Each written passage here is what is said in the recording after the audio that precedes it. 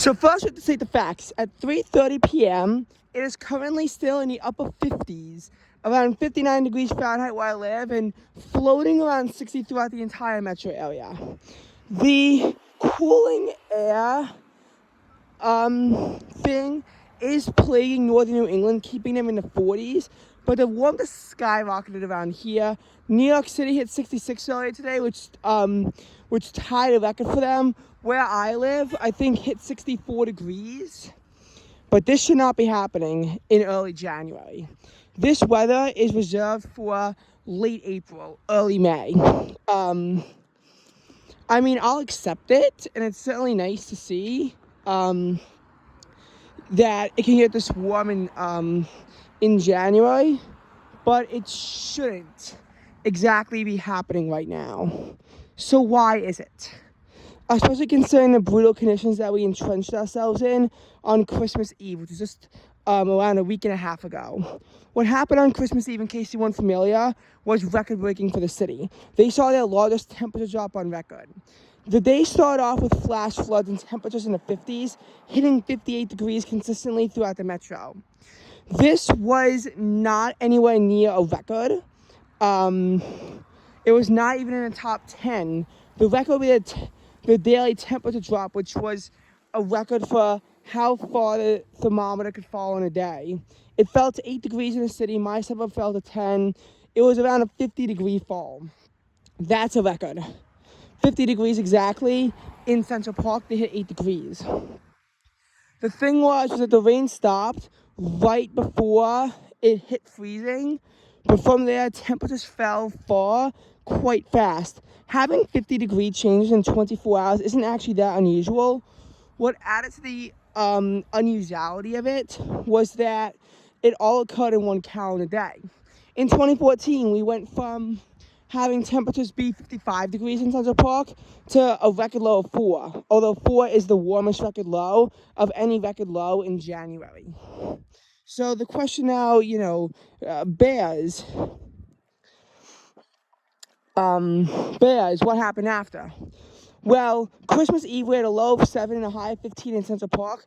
Both of us were very close to records, and the highs set records at the metro area when they were consistently 16 or 17. So not even 15, and he still set records. Now, as far as other parts of the week goes, Christmas got into the upper 20s with lows in the mid-teens. By the day after Christmas, we had highs still in the upper 20s with lows in the upper teens, and a consistent warming trend happened throughout the week.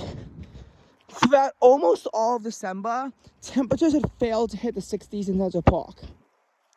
The high temperature of the month was thought to be 59 degrees, which occurred on December 7th. On that day, the low was 54 degrees. Not a record, but still quite warm for a low.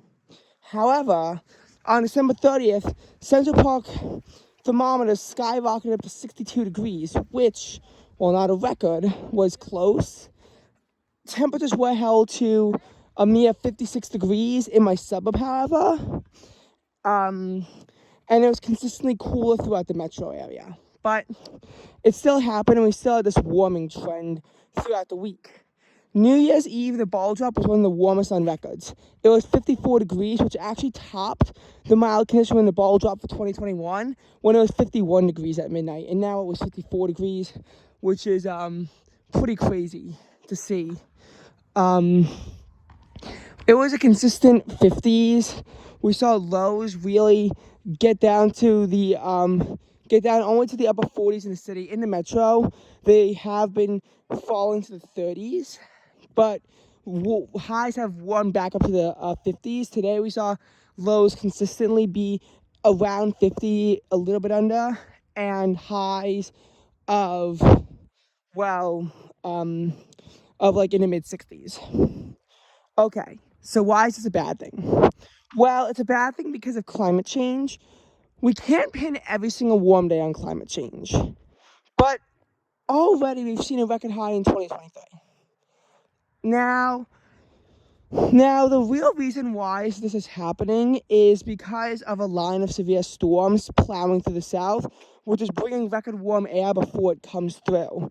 These things always weaken out, though, but what we're probably going to see is that we're probably going to see temperatures hold through into the low 50s at midnight. Temperatures are going to fall all day tomorrow, leading into the low 40s, and temperatures are going to slowly return back to where they should be in early January. Disappointing, but to be honest, it needs to happen in order for, well, everything to be stable. We need to have winter. We need to have snow. If we don't, we're going to have problems. But the thing is that we need to kind of look at it. We need to kind of look at it and see, well, why is this more than just something that's ordinary? It's because of what climate change is doing to tornado season.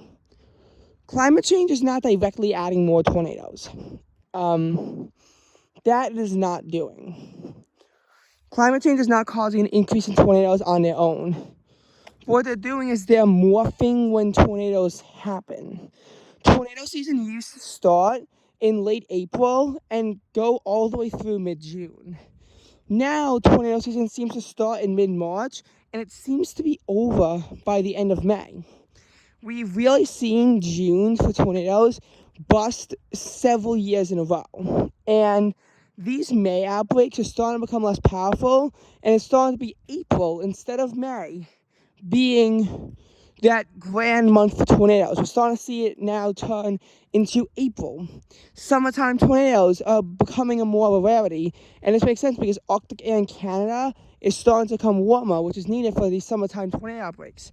The exception, though, is that because tropical cyclones are becoming stronger, we are seeing an increase in tropical tornadoes, but this would still lead to a decrease in tornadoes in the month of July, and realistically, most of August too. It will just cause that increase in September tornadoes. Fall time tornadoes have also seen a slight decrease. But in the winter, we've really been seeing a flare in tornadoes. 2021, record-breaking for December tornadoes. And that month was so record-breaking that you have to really ask, is it just that by itself? Can a single month really double the amount of tornadoes that we had before? Can an 8-hour period in a month break the monthly record? And while the answer, it's complicated. 2011 did triple the monthly record for April, but the answer goes deeper than that. You have to see all the climactic patterns that's happening.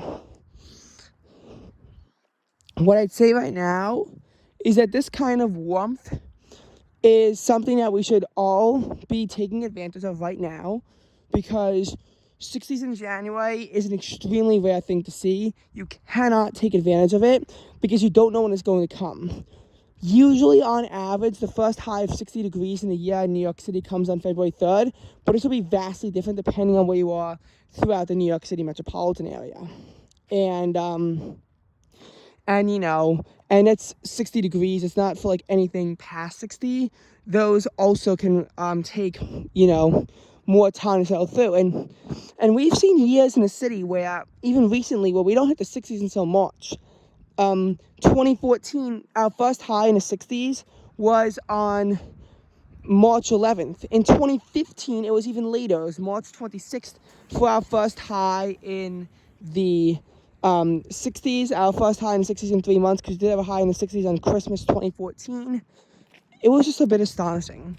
And a lot of the metro couldn't get out of the upper 50s. So for a lot of metropolitan areas that year, they could not get into the 60s until early April, which is quite rare, but can happen. My point is, you don't know when the next 60s is going to arrive. You don't know what winter is going to bring. Take advantage of every single glimpse of warmth that you can get throughout the winter, because the next day, it might be gone. It might be entirely gone. You might have just lost your opportunity that you had provided to you. So don't lose the opportunity. If there's another opportunity, great, take it. But don't decline on an opportunity because you don't know when the next one is going to appear. unless you can be certain that you're going to see a warmer day in the forecast. And even then, forecasts aren't the most reliable thing, especially depending on how far out you get. So just go outside. I know it's no longer 60 degrees, but it's still in the upper 50s. It's still 20 degrees above average for this time of year. Take the warmth before it slowly slips away from all of us.